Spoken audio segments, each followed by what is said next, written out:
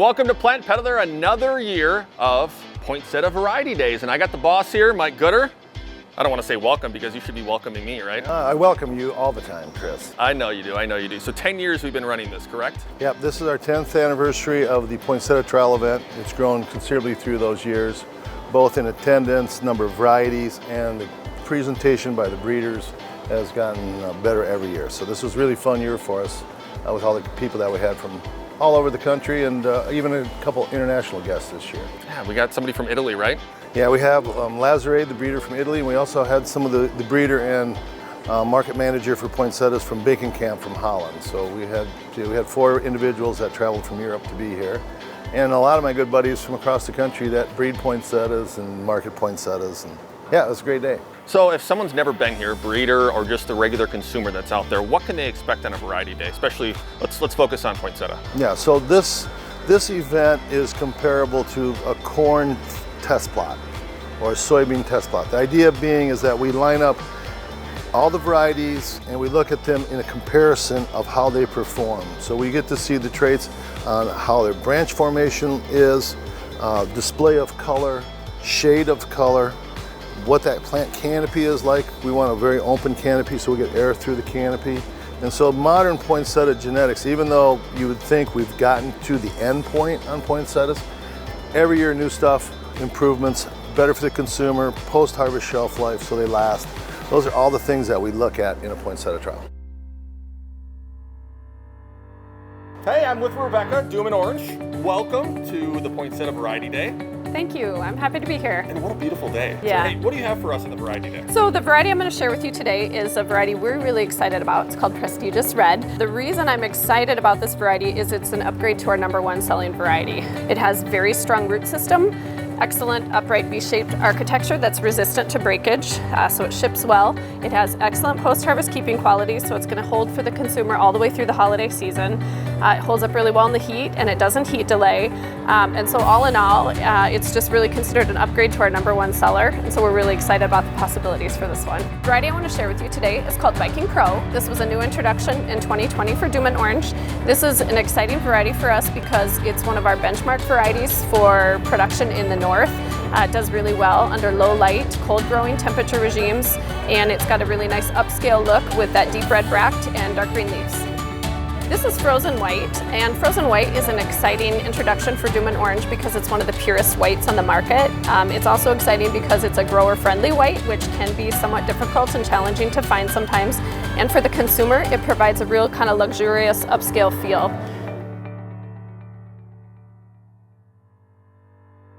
This time we're with Laurentina from Suntory. Welcome to Iowa. Thank you. Made it a long way from Texas. It's cold. We'll get you out of here. All right, let's talk about some of these varieties you have. You have a few that you want to speak on. Let's start with the first one. Yeah, so I've got the Poinsettia Pure White. This one is still the truest white on the market. So that's kind of where we stand there. It fits in with the rest of the series that we have in vigor and timing. So this one times for about mid to late November, which is perfect for sales naturally, but it's also responsive to black cloth and lighting. So this one, it kind of carries the series in sales, so it's been a really, really good one for us. Looks beautiful. Looks like it's ready for the holiday season. And we have another poinsettia that you want to talk about? Yes, so this is our Poinsettia Red. This one's really nice. It completes the addition to our entire series. So we now have a white, 3 pinks, and a red that all grow the same. So you can mix and match as much as you want for combos, different like foliage plantings, things like that. Occasionally you will see on the red, there's this kind of pink or white flecking, as we call it. That's just natural. You don't always see it, so it's not consistent with the variety. And then a couple things on Poinsettia, growing wise, temperature is the most important thing.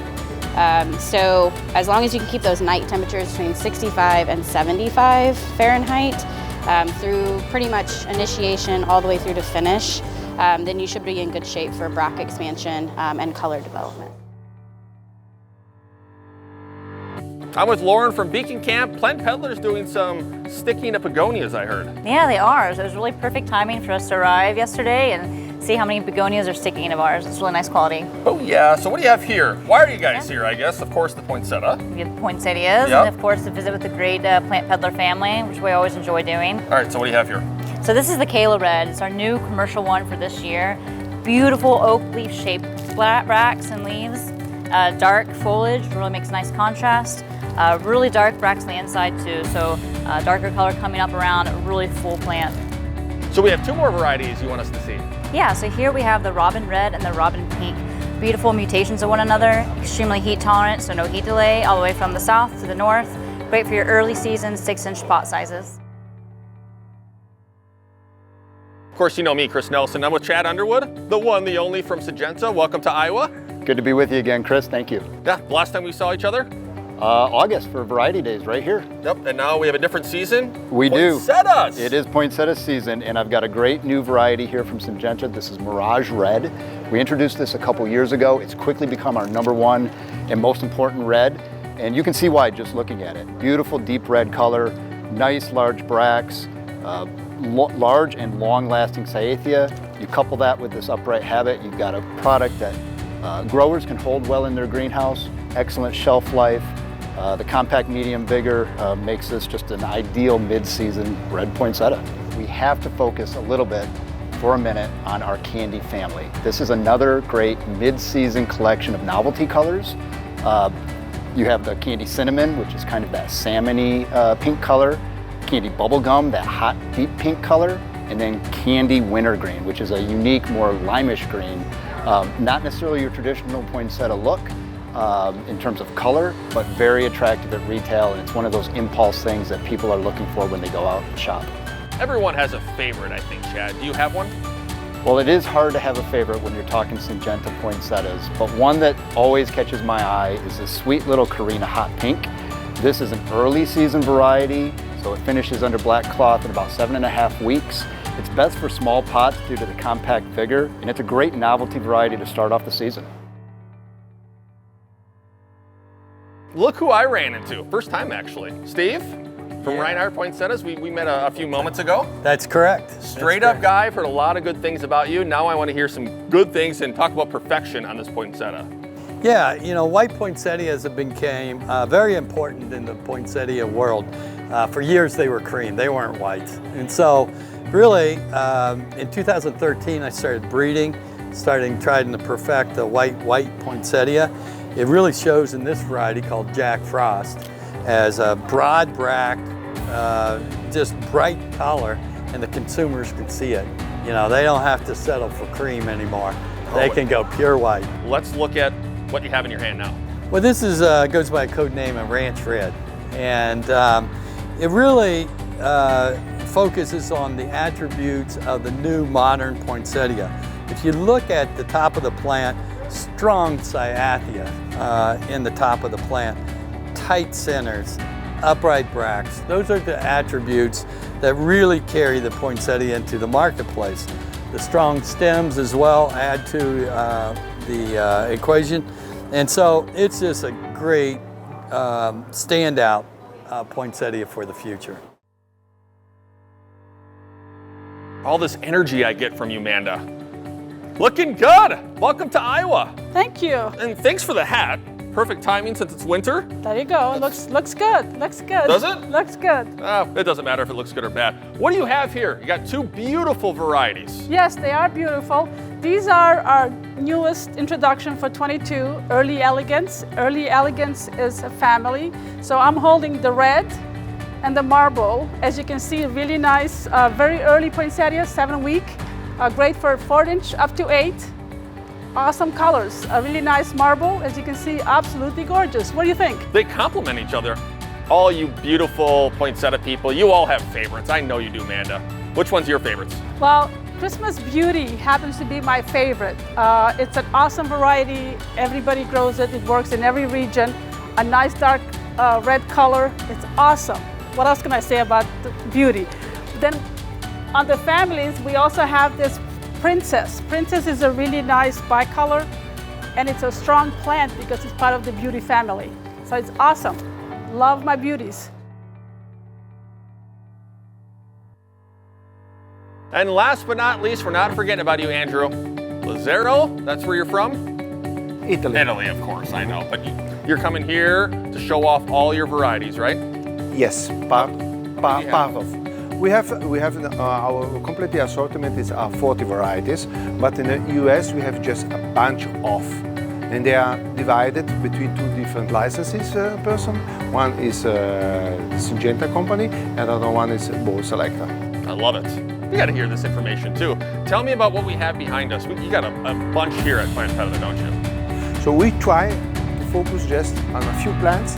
So the first variety in the first family is Superba. The Superba family has a bunch of color. So you can have a possibility to make combos. And the combos with the different colors. The advantage of this series is it's a series which has one type of growth. And there you can use it for the different pot size. And from this Superba red, I would like to go to one of our most popular from the beginning on when we started in the States, Superba New Glitter. This is the glitter, became the benchmark in the glitter type. It's a lot to look at, but it's beautiful. It's great, it's really great. People love it. And why they love it also because it's carrying a long time. And you have some more? Yes, we have white.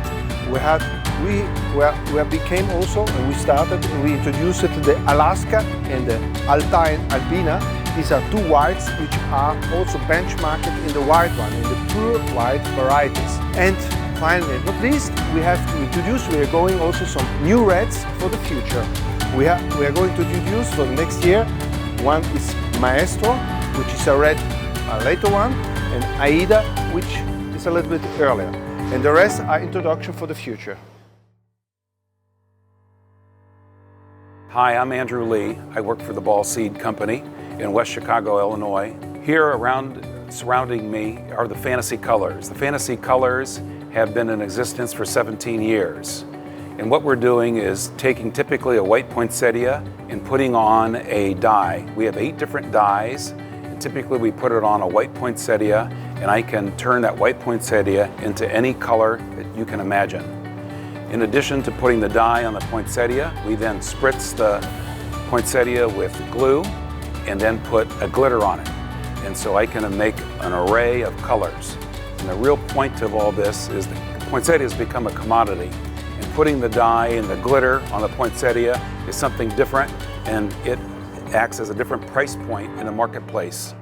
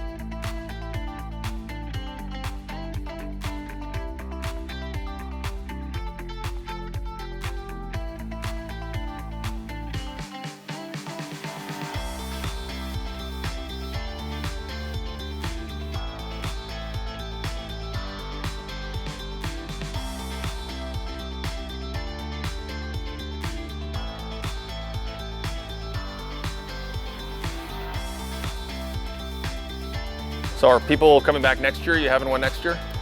Yep, we're on the 1st of December next year. First Thursday in December is this event, and first Friday in August is our variety day for the outdoor gardens.